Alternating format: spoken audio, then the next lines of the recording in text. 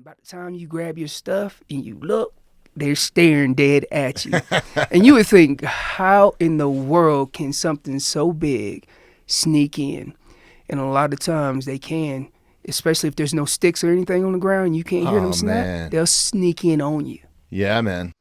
Especially those satellites, right? Because they're trained to be kind of sneaky, right? Like they don't want those bulls knowing, so they'll play the wind too. And I mean, they're smart animals, incredibly smart. Yes, especially your satellites. Yeah. Because they're trying to sneak in and steal some of these ladies. Yeah, that's right.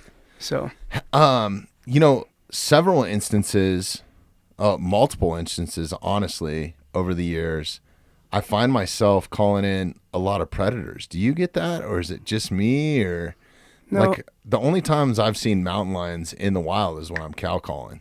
Well, I can't say it happens all the time. Right. It does happen. I'll give you.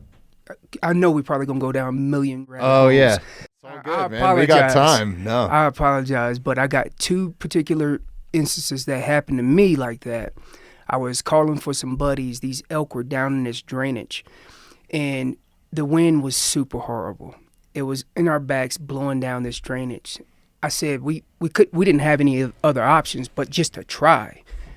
And those bulls were screaming coming up this draw, and we basically got in front of them. Wrong mistake anyways because the wind was blowing, but we didn't have time to adjust to these elk and get on their level at all. So I said, hey, set up. Let's see if we can make this happen. And maybe we'll get something that comes from a different angle. I was just hoping. Yeah. And I'm calling, and then all of a sudden the elk just stopped talking, period. I'm like, busted. They got our wind. So I was walking down, and when I was calling these elk, I was using calf and cow sounds. No bull sounds. I didn't want no other bull in that group because there was only two bulls really talking. I didn't want those other bulls knowing that I was up here. I just wanted to bring the ladies so maybe that they followed behind. Yeah. Because I know that was the prime time of rut, and I know those bulls were lagging behind, and they sounded a little further away than those cows. Well, I walked over to my buddies after they shut up, and I knew the gig was up. And by the time I about said two words, they were like, bear, bear, bear. I had called up a bear over the hill on us. And this bear snuck in on us. Anyways, long story short, we had to wave him off and whatnot. The other incident is, I shared this on Michael's Hunt Story podcast, is I got out of the truck that morning. I'm going to fast forward it through all the crazy stuff, but I got out of the truck that morning when it was light. I had to make sure it was light. Some scary stuff was happening to me that whole morning. And this is before I used to carry a sidearm with me. And I'm walking into this area we call Super Bowl.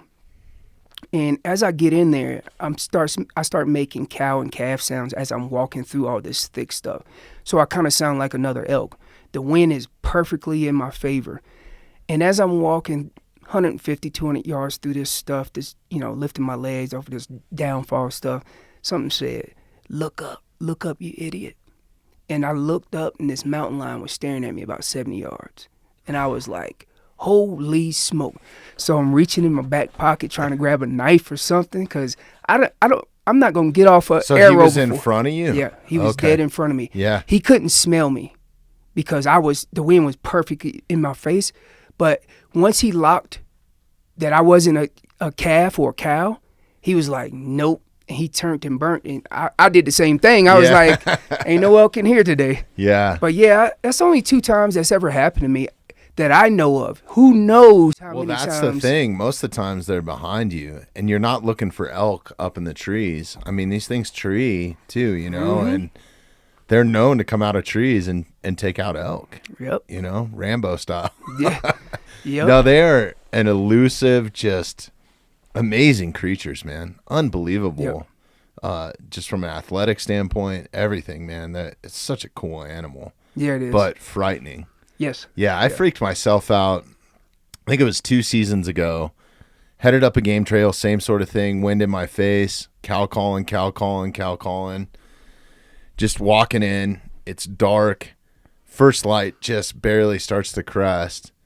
And I see, this was at dusk. I see just this long tail burn off through the woods. And I'm like, oh, shit, man. So I head up. I get to this wallow that I was sitting on, calling into there. Nothing's happening. No elk, no nothing. I start to hike out because it's dark, and I see eyes. I mean, big eyes. Yeah. Right? So I turned off my headlamp. I was just like, took a minute, caught my breath because I was like not breathing there for a minute, right? Caught my breath. I was like, okay, what do I do? Because obviously this lion's been sitting on me, you know, for the better part of an hour, 2 hours. I don't know if it was the same cat. Maybe I called in a different one. Right.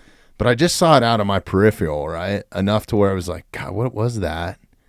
But a long-ass tail, I mean, it's a telltale sign, right? Right, I wonder if that's the cliche saying behind that. But anyways, so now I'm like, shit, this thing, and this is probably a half a mile down the trail. So I'm thinking it circled back to stalk in on me, or maybe it's another cat.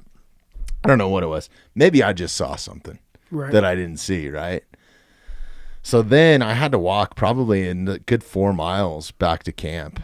Wow. Yeah. So I'm going out, and I swear to God, I felt something grab the back of my pant leg, and I turned around and screamed like there was nothing there, you know, but just the mental psych out of that. And I do carry a sidearm, but I don't think I would be effective enough with it with a cat. Like, I don't think I could draw it. I don't put enough time into shooting it.